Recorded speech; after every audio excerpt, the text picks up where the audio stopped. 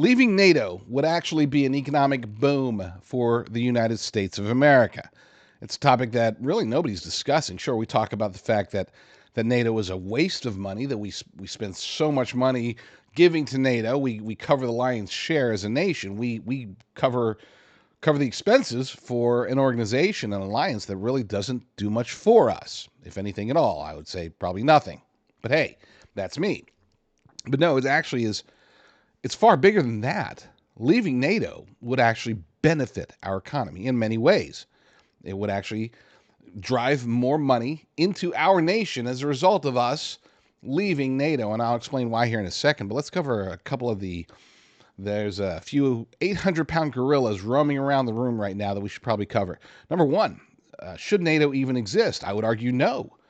I would say that NATO's usefulness has long been gone, just as the Soviet Union has been gone for a very long time. That was the whole notion. The idea of forming NATO was to stop the expansion of the Soviet Union.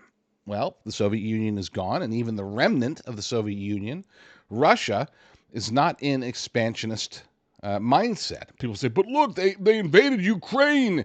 That's why we need NATO. And I would argue that if NATO didn't exist, that Russia wouldn't have invaded Ukraine in the first place. Now, obviously, we can't say that definitively because we can't go back in time and make NATO disappear and see if Russia invades anyway.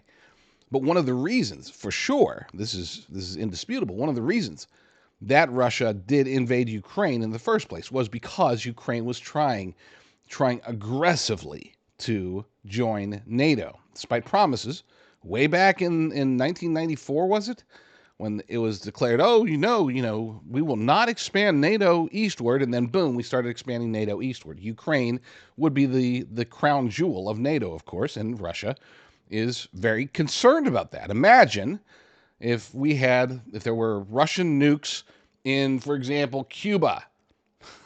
You think that if Russia tried to put nukes in Cuba, that we might respond, I don't know, negatively towards that? I think that we would. And so the idea of expanding NATO to include Ukraine, that was something that Russia definitely did not want. Then there are recent actions. Of course, we had what happened with Vladimir Zelensky, which prompted some pretty silly things. This article comes to us from Breitbart. Elizabeth Wiebel over there. Mike Lee calls for exit from NATO after Norwegian fuel company stops refueling U.S. military ships. Those dastardly bad guys. Europe doesn't love us, Senator Mike Lee wrote on a post on X. Let's leave NATO. Pretty simple. Lee's post came in response to another post that noted that the company, Haltbach Bunkers, had stopped refueling the U.S. Navy ships and was reportedly urging other European countries to follow suit. In a statement issued by Haltbach Bunkers, the company explained that it would no longer supply American military ships in Norway or those docking in Norwegian ports, adding that the U.S. was excluded based on their behavior towards Ukraine, according to the Daily Mail. Now, nothing is mentioned, of course, in there that Vladimir Zelensky came to the Oval Office. He disrespected the Oval Office. He insulted the president and the vice president. He insulted the intelligence of the American people with his incessant push for security guarantees. He was supposed to be coming there to sign an economic agreement regarding rare earth minerals. But no, he wanted to make it about a security guarantee. He wanted American troops in Ukraine. He wanted human shields. And if the result of that would have been World War III, that's fine, as long as he and his oligarchs continue to get more money and more power and retain and no elections and all that stuff. This was never about a mineral agreement, at least as far as Zelensky was concerned. But sure, Norway can blame us for the debacle that Vladimir Zelensky initiated upon us. Now, he's not the only one, by the way. Okay? He being Mike Lee. Sorry, not Zelensky. Mike Lee is not the only one that's calling for this. There was Gunther Eagleman. I've got to figure out who Gunter Eagleman is because his X account is very, very impressive, very enticing, and yet I don't know who this guy is. I should probably look him up. Let's see what is. Says David J. Freeman, political commentator, America First MAGA, Trump supporter, unfiltered, 1.3 million followers. All right, David J. Freeman. Now I know who he is. Great. He says it's time to leave NATO and the UN. And he's not the only one because Elon Musk reposted his post saying, I agree. So there seems to be this growing sentiment to leave NATO. So we've already talked about how leaving NATO would cut off a resource drain. It's not just the money that we send to support NATO. It's also the equipment, the people, the participation in NATO by our military that is costing taxpayer dollars. But what if, let's say we were to leave NATO.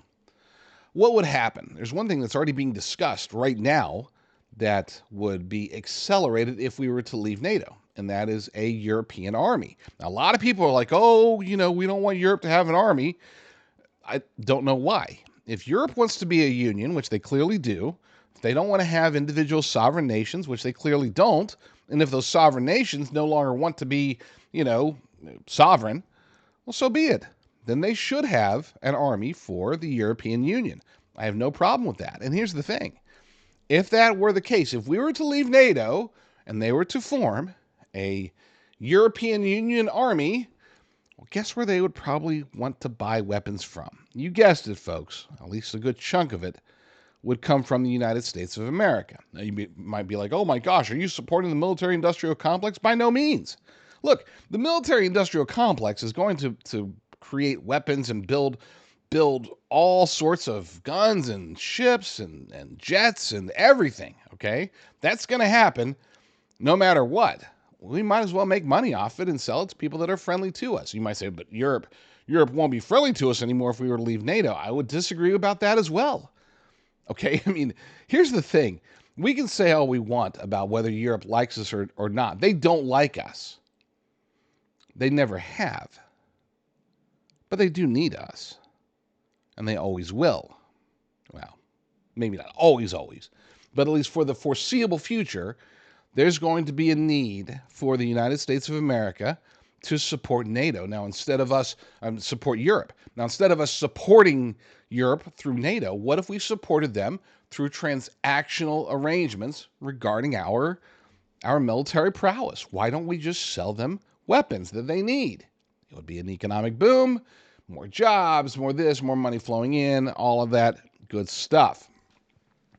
Then there is reason number two, or I guess you could say economic boom number two that would come from this. There is, right now, we pay NATO to defend other nations. That's essentially what it's for. We pay, for whatever reason, for them to allow us to defend them. It's like the stupidest thing ever. It's a con, really, against the American taxpayer. But what if instead of us paying them, what if, crazy thought here, but what if other nations were to pay us? Now, I know I don't want to get into being the police of the of the world. We're trying to pull away from that. We're trying to get to an America First stance, right? Okay, great. But what if? Because here's the thing. If, for example, if our friends in England were invaded by Russia, NATO or no NATO, let's say we're out of NATO, Russia invades England, okay? Are we going to be like, now Russia, we're going to send you a harshly worded letter? No, we would go and we would defend them. A lot of people would be against it, of course, because a lot of people are against us defending anybody. And I agree to some extent. We do have true friends. And despite the radical leftism that has engulfed the British government, despite the radical Islam that is invading England right now, especially London, despite all these things, we're still friends and allies with England. And yes, we would, treaty or no treaty, we would defend them. So why not? If we're going to be defending, in theory, all of these nations, why wouldn't we want them to pay us for that defense? I know it sounds crazy, Okay, people don't talk about it very much, but if we're going to get into some sort of arrangement, some sort of agreement with whichever country we choose, it's not like anybody can pay and we're in. It's not a pay-to-play scenario here. But what if the ones that do want us to help, ones that we want to help, okay, what if they're paying us? And they could be paying us. It's not just like, oh, here's billions of dollars in protection money. It's not quite like that. It would be more along the lines of paying us in the form of, for example, favorable trade agreements, or flat out paying us money, or sending us gold to refill Fort Knox, or whatever. I mean, something. Let's just get something out of it. We have the best military in the world. Now, I know we suffered through 4 years of transgender, militarism, wokeness, whatever. But we've got Pete Hegseth in there now. The military is going to be strengthened, bolstered, reinforced. So, hey, somebody wants us to protect them, so be it. They just need to pay us. That's all. And then, last but not least, as far as the economic boom of leaving NATO, is the idea that without NATO, we can be more engaged with other nations. And I know this is going to sound crazy, but that does include Russia. People want to say Russia's the bad guy. I don't disagree. I'm one of those, more and more people seem to love Vladimir Putin. I don't love Vladimir Putin, okay? Do I like him better than Vladimir Zelensky? Yeah, I do, obviously. But but I don't trust him. He has always been Russia first, long before we had anybody who was America first, okay? He will screw over anybody, any nation, anybody to help Russia. And that does include us. He would hurt Americans if it meant that he would be helping Russia.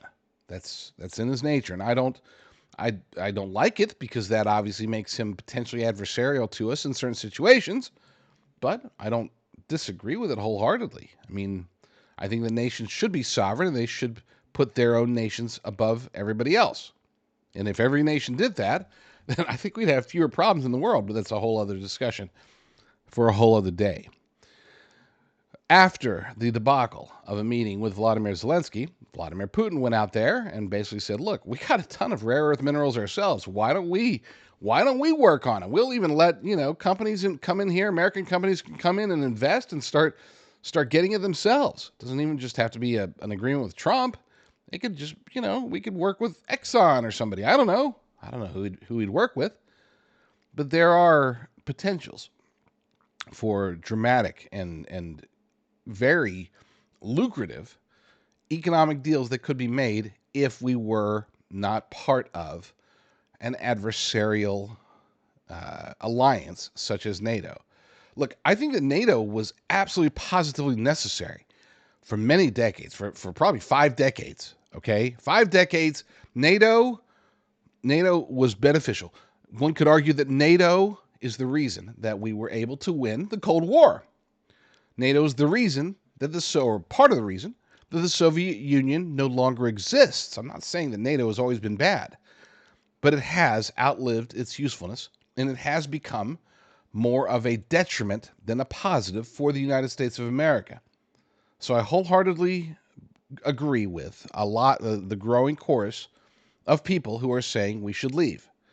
And I also want to throw out there the premise of this entire segment.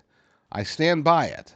If we were to leave NATO altogether, then the economic benefits for the United States of America will be huge. Please go to jdrucker.com/find, jdrucker.com/find. You'll find all of the various places where I publish my work, my podcasts, my videos, my socials, everything like that. jdrucker.com/find.